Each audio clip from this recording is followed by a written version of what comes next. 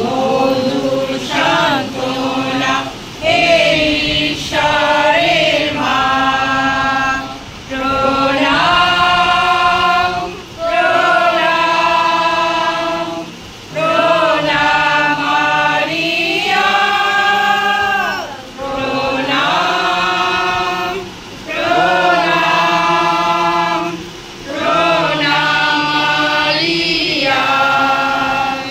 তোমার পুত্র যিশু সে তোমার স্রষ্টা, তোমার ঈশ্বর তিনি, তুমি তার মাতা। প্রণাম প্রণাম প্রণাম মারিয়া, প্রণাম প্রণাম প্রণাম মারিয়া। আমরা যদি জানি আমাদের জীবন সমূহে আমরাও তার মতো হবার জন্য সকলেই সচেষ্ট হবো। আমরা সকলেই যদি সেই মাতা মরিয়মের মতো হতে পারি, আমরা এই পৃথিবীতে প্রত্যেক পরিবারের শান্তি থাকবে, প্রত্যেক পাড়ায় প্রত্যেক রাজ্যে শান্তি থাকবে। তাই আমরা এই মাতা মরিয়মের গ্রন্থ থেকে বিষয় কিছু আমরা শুনবো। এই মাতা মরিয়মের পিতা এবং মাতা আন্না এবং যোয়াকিম, তারা দীর্ঘ বয়স পর্যন্ত তাদের কিন্তু কোনো সন্তান ছিল না। তাই তাদের মনে কিন্তু অনেক দুঃখ ছিল। আর এমনই একটা সময় একটা পর্ব উপস্থিত হয়, আর সেই সময় যোয়াকিম তার সেই নৈবেদ্য নিয়ে জেরুজালেম মন্দিরে গিয়েছিলেন।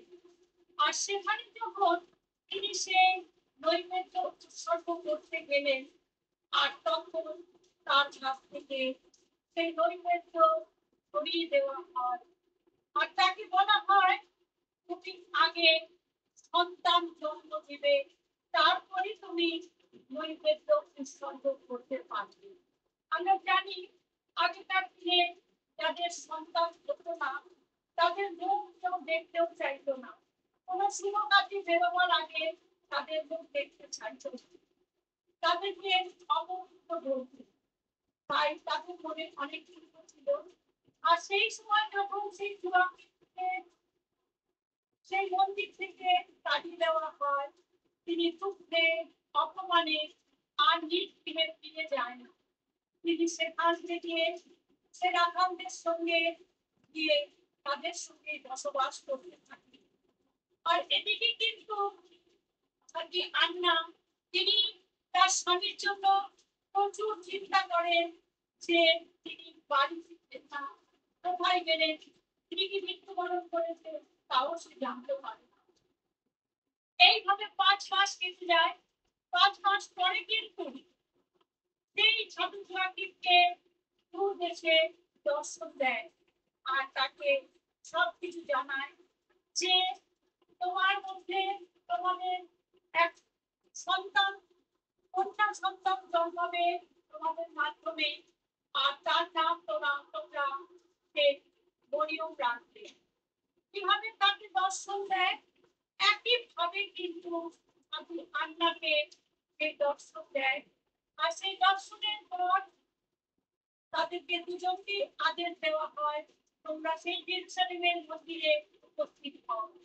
আর যখন তারা 5 মাস পর সেই মন্দিরে তারা প্রবেশ করে, আর সেখানে তাদের দুজনের দেখা হয়, আর দুজনকে দেখে তারা অনেক আনন্দ লাভ করে এবং ঈশ্বরের গৌরব প্রশংসা করে। যেভাবে তাদেরকে বলে দিয়েছিলেন সেই মতই কিন্তু তাদের গর্ভে তখন। আর যখন তিনি আমাদের দুধ যেমন উভয়কে আজ্ঞা দিলেন, তেমনি উভয়ই আজ্ঞা অনুযায়ী জেরুজালেমে যাত্রা করিলেন। আর দুধের ভবিষ্যৎ অনুযায়ী তাহারা তখন নির্দিষ্ট স্থানে পৌঁছলেন। এই স্থানে উভয়ের ক্ষেত্রে সংখ্যা পেয়েছে। তাহারা আনন্দ করল, ঈশ্বর গৌরব করল, ধন্যবাদ দিল। তারা ঘিরে ফিরে আসছিল।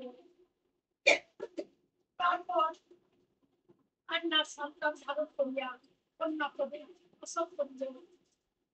আর যুগের আজ্ঞা অনুযায়ী তাহার পিতা মাতা মরিয়ম নাম।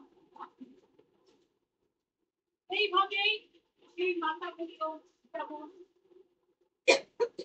খ্রিস্ট প্রভু সেই যুগের এই দর্শনের তাদের আজ্ঞা অনুযায়ী জন্মগ্রহণ করেছিলেন। ঠিক একই রকম মাতা মরিয়মও আজ্ঞা অনুযায়ী তার জন্ম কিন্তু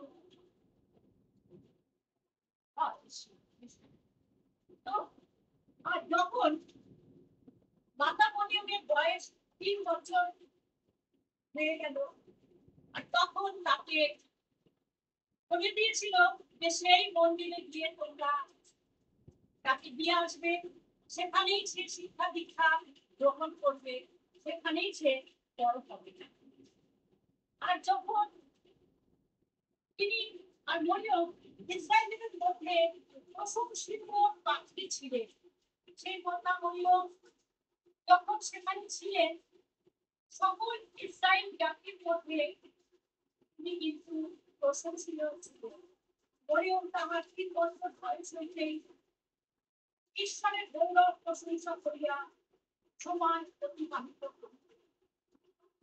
শিশুকাল থেকে মাতা মরিয়ম কিন্তু সেই ঈশ্বরের গৌরব প্রশংসা, ঠিক যেমন কৃষ্ণ প্রভু কে নিয়ে যখন বালক প্রভুকে নিয়ে মন্দিরে গিয়েছিলেন, আর বালক প্রভুকে খুঁজে পাচ্ছিলেন না, যখন খুঁজে পেলেন তখন এসে দেখলেন তিনি সমস্ত বৃদ্ধ মানুষদের সঙ্গে ধর্ম আলোচনা করছিলেন। মাতা মরিয়ম শিশুকাল থেকে তিনি ঈশ্বরের গৌরব প্রশংসা কিন্তু করত। ইহাতে সকলে তাহার প্রতি অবাক হইয়া যাইত যে 3 বছরের শিশু যেন 30 বছর প্রাপ্ত বয়স্ক কুমারী মারিয়ামের মুখটি অতি সুন্দর ছিল, সর্বক্ষণ প্রার্থনা ও গুণের কর্মে রত থাকার দারুণ পদার্থ তাহার মুখে দর্শন পাওয়া যাইত। তিনি সর্বসময় প্রার্থনা করত, আর কিন্তু উনি সর্বসময় তার মুখে ঈশ্বরের গৌরব প্রশংসা ছিল। এই মন্দিরে কুমারী মরিয়মের সম্পর্কে অন্য কোন কুমারীর তুলনা করা যাইত না। তিনি এত নম্র মনিত ছিলেন যে তার তুলনা কারোর সঙ্গে কিন্তু করা যেত না।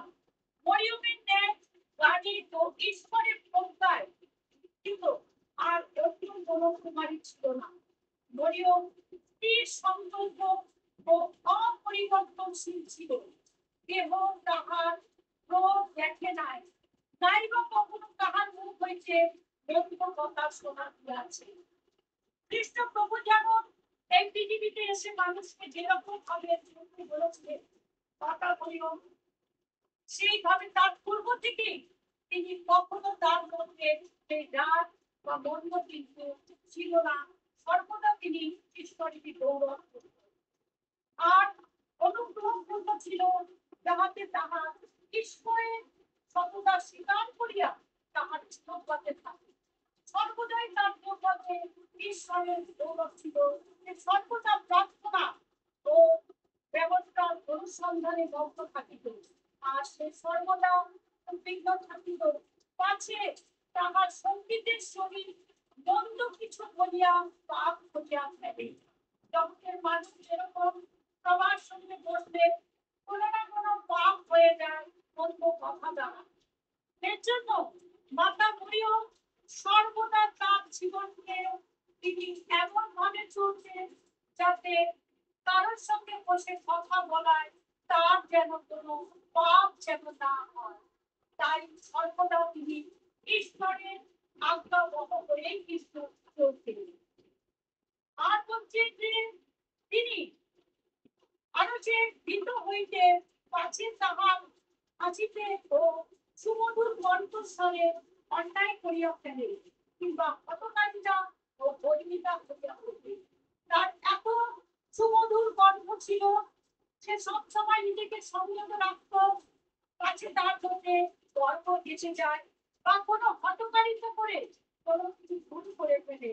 তাই তাহারা যাহাতে পাপ না হয় তার জন্য সে সর্বক্ষণ ঈশ্বরের ধন্যবাদ করত, যে তার নিজের জীবনের থেকেও সর্বদা ঈশ্বরের গৌরব প্রশংসায় মগ্ন থাকত, যাতে তার কোনো কখনো পাপ না হয়।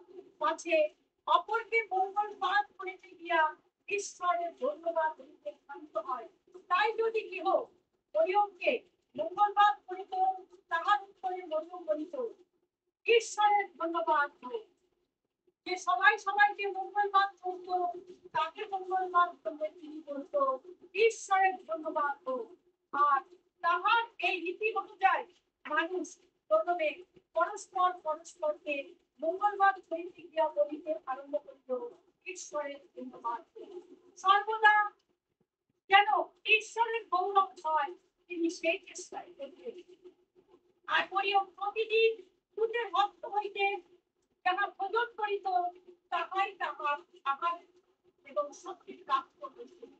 দুধের মাধ্যমে যে খাবার তার সম্মুখে আসত, সেই খাবার খেয়ে তিনি এত শক্তিশালী হতো। কিন্তু যাত্রীরা তাহাকে যে খাদ্য ভোজনের উদ্দেশ্যে দিত, সে দরিদ্র লোকের খাওয়াইয়া দিত।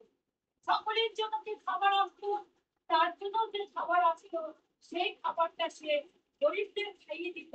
আর তার দুধের মাধ্যমে যে খাবার আসতো, সেই খাবারটাই সে খেত। তাই দেখা যাইতো ঈশ্বরের দূত তাহার শরীর কথা করিতেছে আর মরিয়মকে মান্য করিত। যেরকম খ্রিস্ট প্রভুর সঙ্গে তার শিষ্যরা দেখেছিল যে সেই দূতেরা এসে খ্রিস্ট প্রভুর সঙ্গে কথা বলতো, ঠিক তেমনই কিন্তু মাতা মরিয়মের সঙ্গেও দূতেরা এসে কথা বলতো। আর সবাই যখন দেখতো, সবাই কিন্তু তাকে সেই সময় থেকেই কিন্তু তাকে মান্য করত। যদি কেহ অসুস্থ থাকিত, মাতা মরিয়মকে স্পর্শ করিলে সেই মুহূর্তে সুস্থ হইয়া সে ফিরে ফিরিয়া যায়। সেই মাতা মরিয়মের শিশুকাল থেকে নিয়ে সে মৃত্যু পর্যন্ত তিনি ঈশ্বরের গৌরব প্রশংসা করেছিলেন। সর্বদা তিনি নিজের ডাককে সংযত করেছিলেন, সর্বদা গরিব দুঃখীকে সাহায্য করেছিলেন, সর্বদা ঈশ্বরের আজ্ঞা বহন করেছিলেন। ঠিক আমরা যত জোর সেই মাতা মরিয়মের উপাসনা করি, তার সঙ্গীত করি, তার গৌরব করি, আমাদের জীবন যদি সেই মাতা মরিয়মের মতন ঈশ্বরের আজ্ঞা বহ হয়ে চলতে পারি, তার মতো নিষ্ঠাবান হয়ে চলতে পারি, তার মতো নিজেদের জীবনকে ঈশ্বরের উদ্দেশ্যে উৎসর্গ করে সর্বদা আমরা তার অংশগ্রহণ করি, আমরা প্রত্যেকে এই জীবনে শান্তি পেতে পারবো। প্রত্যেকের গৃহে শান্তি থাকবে, প্রত্যেকের আশীর্বাদের পাড়ায় সব জায়গায় শান্তি থাকবে। তাই কৃষ্ণ প্রভু এই পৃথিবীতে এসে তার প্রত্যেক বাণী প্রচার করেছিলেন। মাতা মরিয়ম জন্ম থেকে মৃত্যু পর্যন্ত তার ঈশ্বরের আজ্ঞা বহ হয়ে তার কথা পালন করেছিলেন। আজ আমরা এক মাস ধরে সেই মাতা মরিয়মকে আমরা গৌরব প্রশংসা করেছি। আর আমরা যেন তার মতন আমাদের জীবন যেন হয়, তার মতন ঈশ্বরের যেন বাধ্য হয়ে চলতে পারি, তবে এই পৃথিবীতে শান্তি এবং মৃত্যুর পর অনন্ত জীবন লাভ করতে পারবো। ঈশ্বর সকলকে আশীর্বাদ দান করুন। এই বিয়েতে আশীর্বাদ যেতে আসছে, এর জন্য ধন্যবাদ। এই বিয়ের প্রত্যেকটা মানুষের জীবনে যা কিছু প্রয়োজন সব কিছু ঈশ্বর দান করুন, ধন্যবাদ। আমরা উপস্থিত এখানে যতজন আছি, প্রত্যেকের পরিবারে, প্রত্যেকের জীবনে নির্মল হৃদয় আমাদের আনন্দের কারণ, আমার